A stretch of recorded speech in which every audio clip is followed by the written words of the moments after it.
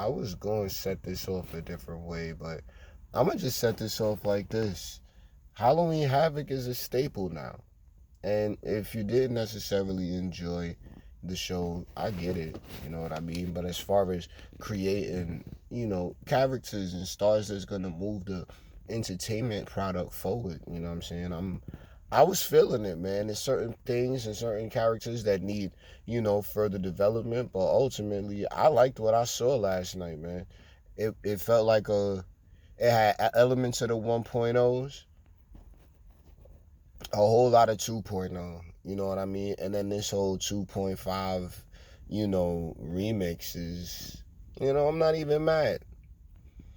What we have first, the ladder match. Excuse me.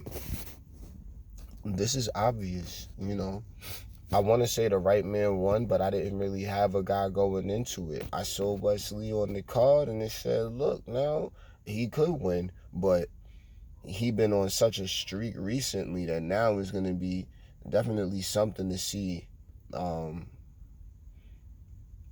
as far as how he makes that title relevant on a 2.5 product where shit is really mad. But knowing that they was okay to get their bodies out there like that and really do what they do, man, that's what everybody was trying to see the whole time, man. That's what everybody know NXT for. I'm not crazy about the crowd, but you just see it so many people in walks of life in the WWE universe, and that's just what I think about every single time I see that crowd. And they still got that rowdy Full Sail like vibe. It's just what they reacting to is so different. So man, now who else did we have in this match, man? Carmelo was there. Yeah, Melo killed it. Melo had great moments. Oro Mensah, I mean, it's nice to say his name now, but we just gonna have to give it time because he came in the same way as Nathan Frazier did in my opinion. So it's going, but Nathan Frazier good now, and we still waiting for Axiom to do whatever he do next if we get anything at all. I mean, I'm not mad at the tag team, but whatever. Yeah, Oro was okay. It was some spots where it's like, you can tell he's still, new. And, I'm not upset, but yeah, and who else we had in there? Oh man, Von Wagner. Look, everybody's doing great. Nathan Frazier's on the up and up though. Let it be very clear, like he's definitely on the up. All of them was on, they all showed up, but so far as transitions to the main roster goes, I mean, Trick and Mello is obvious. I think they should start, heading on up eventually. I don't want to rush any of these things because there's so many ways to, transition these guys into the product. Like, we don't want the same problem we had last time. But you don't want to get these guys engrossed in a whole nother program and then it's like just more time down there, no title. What is this story? Because once they make it to the main roster, is the story going to matter at all?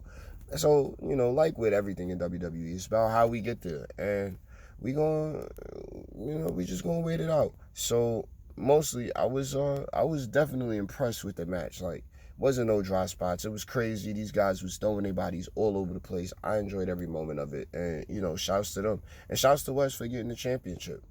So then we got Apollo Crews, Grayson Waller in a casket match. Grayson's fine. Excuse me.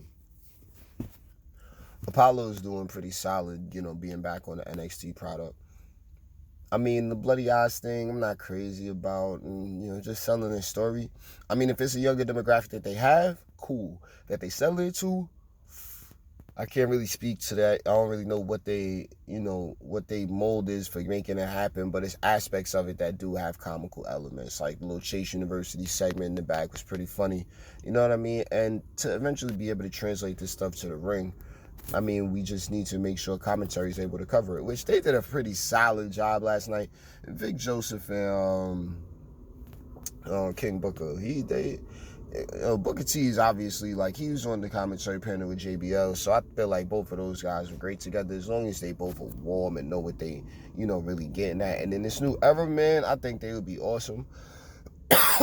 But, we don't move forward past that. Either way, commentary could cover how these superstars develop down the line.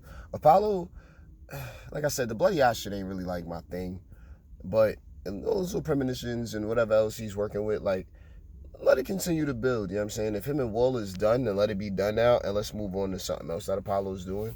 I mean, it's literally finding something for these guys to do. I can feel it. So I'm not really too sure what direction we should go in, but the casket match was alright. Ain't seen one for a long time, especially, you know, there's no Undertaker in the match, so it was alright. You know, Apollo got some new, you know, new elements to him, so I can't even be upset about that. What else we got? Alright, Roxanne Perez, Cora J, Weapons Wild. Roxy won.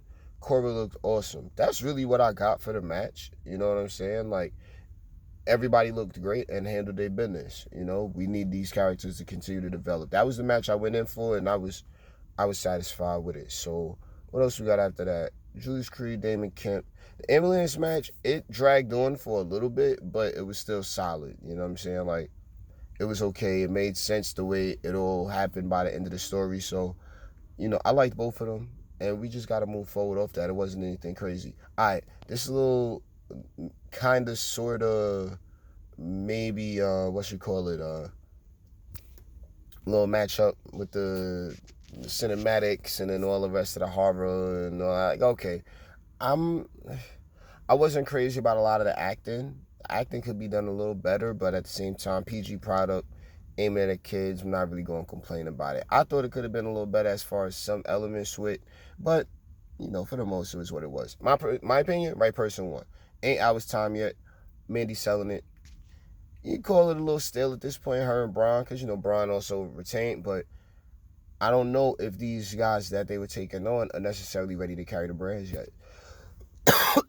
Excuse me. So, I'm looking at Mandy keep up with Alba Fire, but I'm looking at Alba Fire like, yeah, she needs to be the next women's champion. If not, a triple threat match or a fatal four-way or some craziness where someone else takes the pin. You know what I mean? I definitely could see Alba Fire being, you know, one of those. But she need to work on the promo. She need to work on more of the characters. She need to not be, you know, Scottish warrior princess, and need to be more like whatever energy she pushing with that accent. You know what I'm saying? That's how I feel about that. What else we got? Braun Breaker, Ilya Dragunov, JD McDonough. Like I said, the other two ain't ready yet. It's not their time. Not to be the face of the brand. Ilya Dragunov definitely could be next. JD definitely be next. If any one of them won, I wouldn't have been mad. But Braun got a lot more experience just being the face of the brand right now and doing all the things that it takes to make this feel relevant. JD and McDonough, he's not really like he's there, but he ain't there yet. Not as this heel character where it's definitely got like some kind of different vibe. You can tell from what KO was speaking to it with. It was like, all right, you're a little different talking about how you dissecting and all that. That shit is weird to me too. So there that go. And Dragunov, man, look, the story for him fighting, I think is gonna be awesome. You know what I mean, he's gonna be a top babyface on the brand. Give it some more time.